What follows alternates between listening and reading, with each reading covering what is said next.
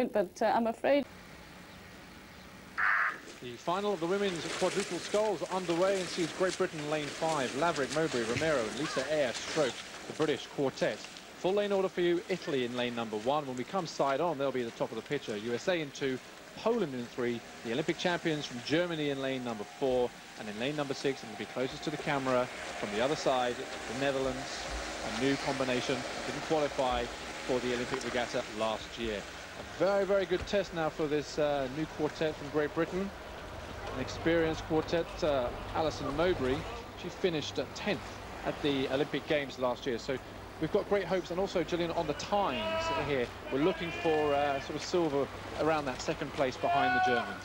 The girls raced yesterday 4 lanes and they finished second behind the Germans, which was a great result for them. It really lifted their spirits. I spoke to them a bit briefly last night, and they're up for some good racing today. We've got some really good races in there. We've got some good fighting athletes.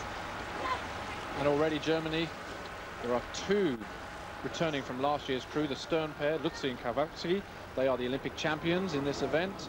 They have set their mark. They're out to a length on the chasing field. Here's Poland in lane number 3.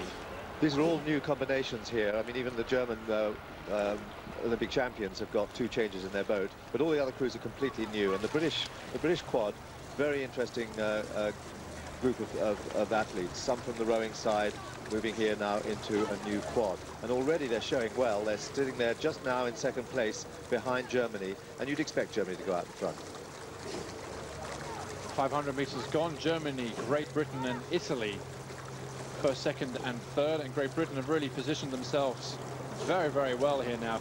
And the key is pressure against the Olympic champions and against Germany.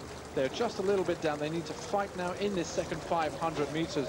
And Gillian, it's all about, you know this, in this event, it's all about the second 500, getting on the boat speed and just moving along. It's just so important for our girls not to lose contact with the Germans. The Germans have dominated this event for the past 8 years, and so they have this aura about them that they intimidate everybody. But if our girls can stay up with them and pressurise them, you know, somebody has to crack Germany at this event.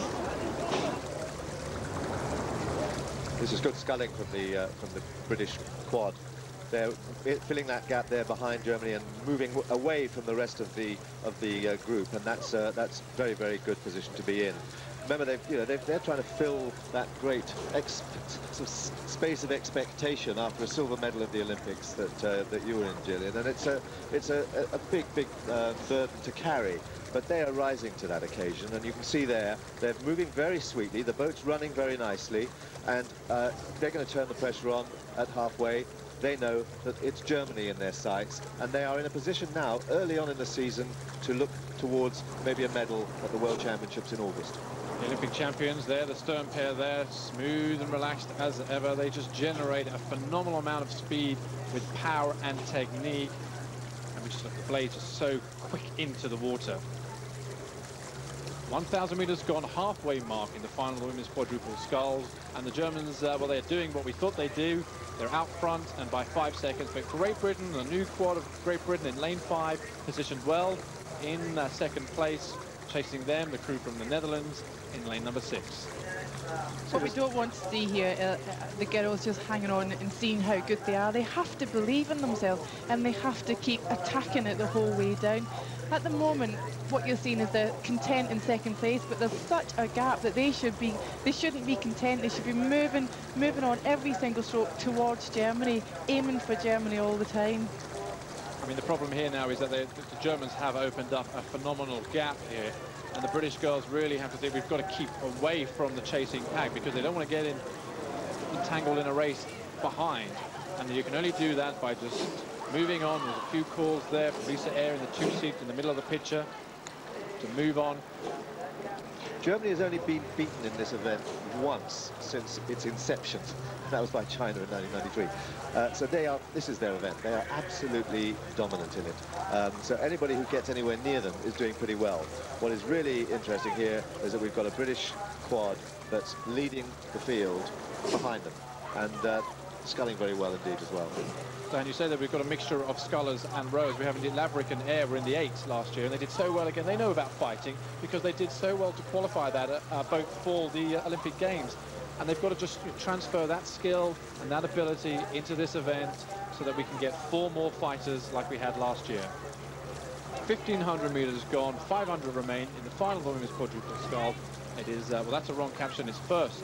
Germany, Great Britain are in second place. These girls have trained hard over the winter, and it's nice to see them up there with the rest of the world. This event, you know, apart from Germany dominating it, it's pretty wide open, and to come away with a silver medal, I hope at this stage we can expect good things from them, and hopefully the whole way through to the World Championships. The girls have just got to watch out for Poland in lane 3. Poland is sort of sneaking up on the other side of the course here. It's glorious water, and just the wind really has died down now. It was a little bit of a head breeze earlier on for racing, but it's now died down. It's near perfect, and the British girls, they've got to start sprinting now because it's all about times as well. They're starting to move away again from Poland in lane number 3, but they've got to clock a good time. They've got to reduce this gap that we've seen the Germans going off to the right of the screen. See Germany just ahead there. Their technique, I mean, although they are very powerful and moving very fast, their technique is not all that great. I mean, the stroke there, Kowalski, she's taking it with her arms, and it's not very good. You see a lot of water flying around, and the blades are coming out at the end of the strokes. Technically, there's a lot that they could improve on. They are, though, way out in front because they are extremely strong. 100 meters remain now in this final women's quadruple scull. The Germans, the Olympic champions, 2 off from Sydney last year, dominating this final as they paddle right up to the line. And Great Britain, they were challenged by Poland the whole way down, but Great Britain would get a well-deserved silver medal. It's looking good for British sculling at the moment. They've started well this season. And Poland, they'll take the bronze, but the race is really on between those crews now to challenge the Germans later on in the season. But all in all, a very good start for this quad. Oh, the 4 girls will be really happy with that. Training hasn't quite gone to plan over the past few weeks. You know, so they've turned it on its head. They've come away strong.